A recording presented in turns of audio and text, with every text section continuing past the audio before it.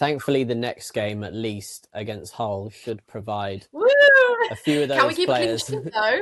Yeah, Can we keep yeah. a clean sheet? Still, I wouldn't bet on it. If I'm not a betting man, but if I was, I wouldn't put money on a Chelsea clean sheet away to Hull. No, Um, no. but yeah, a few of those players, probably the likes of Badiashile, maybe toss in Liam Delap. Maybe they'll find their level playing against Hull. No, it should provide, going into that game, it should provide a bit of rest for those key players, the likes of Caicedo, maybe Enzo, Cole Palmer, João Pedro. And we should see the likes of Delap, Badiashile, Garnacho probably come in and play that game. So it'll be interesting to see if he can get the best out of the B team, as he did in the game against Charlton, which was his first game in charge. He actually got a really good tune out of those players. So hopefully he can do the same against Hull. What do you think when you even think about that game? You're not going, I assume. No, thank you. Don't fancy Hull away on a Friday night. But yeah, I don't know. It just feels a bit uninspiring, to be honest, because that B team you mentioned, supposedly the depth that we built was supposed to be a team that could also come in and perform in the Premier League and uphold the same standard to your strongest sort of starting 11. And it's just so far from the case, isn't it? Like right now, you look at Garnacho. Let's be honest. These are, sorry to interrupt you, but these are at the same time, whilst they are the B team, these are largely 30, 40, 50 million pound footballers. I know. It's insane, isn't it? Yeah, you're right. You're spot on. And you look at a player like Liam Delap, like where is the Ipswich 13, 14 Premier League goal season Liam Delap? Like it's just some of the things, and even yesterday I sort of said, okay, great, we're getting an extra body in the box potentially to go and look for that winner now, but it's like every ball sort of bouncing off him, or he lays it off and it just goes wrong. Like he can't hold up the ball the same way that João Pedro right now can. And actually, at the start of the season, I would have told you that Delap's hold-up play would potentially have been better than João Pedro's because he's a bit more physical. But it's not, and that's just the reality. So it's like, what does Liam Delap really offer? But I'd be a bit concerned if he's not scoring against Hull, because I think he probably will start, right? Let's be real. Then is that not really concerning? Like, do you know what I mean? It's like, I don't know where to with Liam Delap. So you'd expect it to be enough to see out a win, but you can't really read much into it either after. Do you know what I mean? Like, if Liam Delap has a great game, can you really trust him to hand him a Premier League start and for him to replicate that? No, because we've already seen it hasn't happened that way.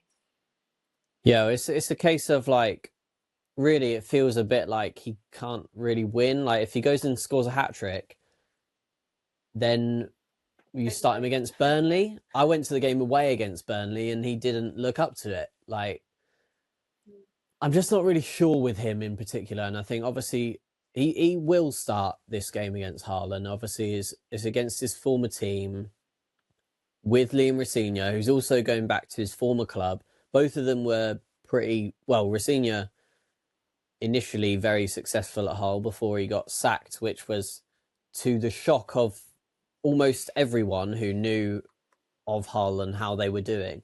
He went in there, they were, I think, 3 points above the drop, and then he ended them at the end of the season. They were 3 points outside the playoffs. So he did a magnificent job there and then got sacked for his style of football.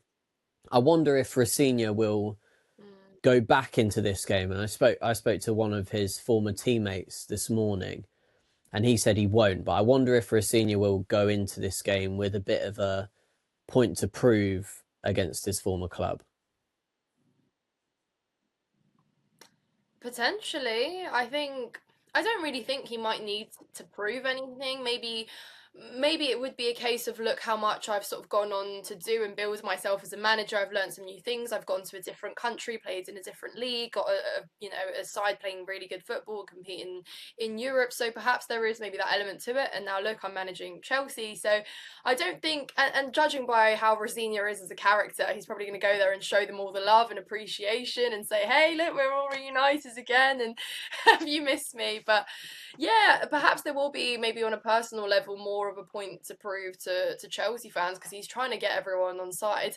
Also, Lloyd, I wanted to ask you, did you hear the song in Matthew Harding, there was 2 rows behind me who had a new song for Rosenior, and it was I on the didn't hear lines it. of telling The only Guardiola the to only chant I stop. remember hearing, the only chant I remember hearing was one that I'm not gonna repeat, aimed towards Leeds fans, but fill me in Yeah, about this no. chant. Well, it was basically telling Guardiola to piss off because Chelsea are taking over and we've got Liam Rosenior. That was the lyrics along the lines of what the song was. And I sort of turned around and said, am I hearing this right? So he's already winning some fans over. There was a lot of Liam chants at full time as well. And look, I don't think Rosenior could have done any more to set us up the way he did against Leeds enough to see out a win, right?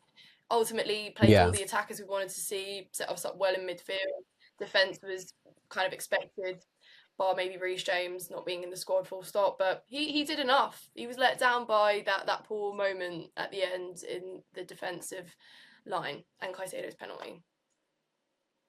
Yeah, the last thing I want to ask you about, and then we'll let you go, is I'm not sure, and I might be wrong here, I'm not sure we can get the best out of Cole Palmer and Enzo Fernandez at the same time. And I'm not saying that Enzo Fernandez can't play well with Cole Palmer in the team, because I think he can. I think they did well together against Wolves. I don't think either of them, well, I think Cole Palmer was brilliant last night. I don't think Enzo Fernandez was necessarily at his best last night. But what I'm trying to say, I think, is I really like Enzo Fernandez in that kind of box crashing number 10 role. You know, we've spoken about it already as the Lampard to João Pedro, if he is Drogba in that comparison. But I think Cole Palmer is also the Lampard in that comparison. And I wonder if Rosenior's got a bit of a job on his hands to get the best out of Fernandez and Palmer and Pedro and Esteval all in the same team, because I think Enzo's better going forwards probably than he is in that deeper role.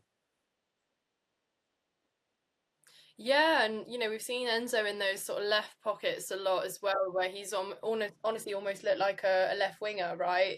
Especially in the last sort of couple games, and I think Rosenior's given him a lot more license to be creative, and also it's no coincidence that Enzo is one of our top scorers, right? Isn't he?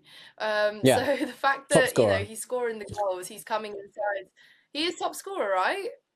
I think Well, it's there you him, go. Then or that just sort of says João it Pedro all. might have overtaken him now. Yeah. But I Well, think in either all way, the fact that competitions, Enzo I've got a feeling Fernandez it's is still one of the Enzo. leading scorers.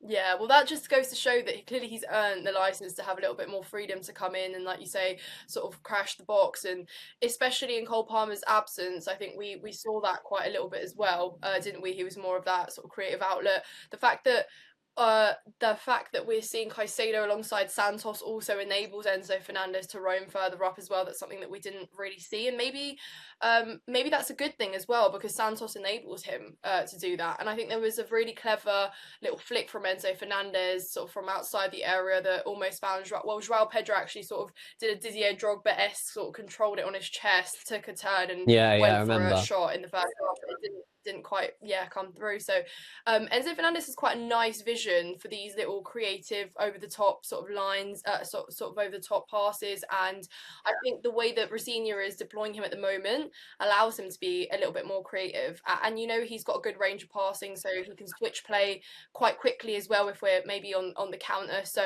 I really like the role that he's in at the minute. But to answer your question, whether it could be a problem for Palmer, potentially, if you want to also include Esteval, because you can't. I don't think we'll see all of them, right? You kind of have to pick and choose. But I think you can sort of change it based off the level and also the opposition that you're playing, if that makes sense. So it could be a quite nice little maybe weapon we have there, depending on who we play. Yeah, a number of different options. I do think that tactical version of this Rosenior side with Fernandez on the left works a lot better with Marc Cucurella on the pitch, because he can push up almost to the left wing position, which then allows you to have I guess 4 behind João Pedro of Cucurella, Fernandez, Palmer, and Esteval. And I think that works really nicely in terms of finding a balance. So maybe it's not a problem as such. Maybe it's more of a decision for Rosenior to make each game based on the opposition. But that also could be a benefit. We hope that we don't see that decision have to be made against Hull, and it will be the likes of Garnacho, and some of those players can get a much needed rest ahead of the next Premier League game, which Chelsea need to bounce back and win. That will be the next time you hear from us, will be after the Hull game. We'll be back on Monday. I'm not sure if we'll have Nina with us or whether I'll be joined by someone else in the Chelsea Blueprint studio. But thank you very much for watching this episode. We'll see you back on Monday. Don't forget to like, comment and subscribe. Let us know in the comments down below what you think of Chelsea's game against Hull, and we'll see you very soon. Goodbye.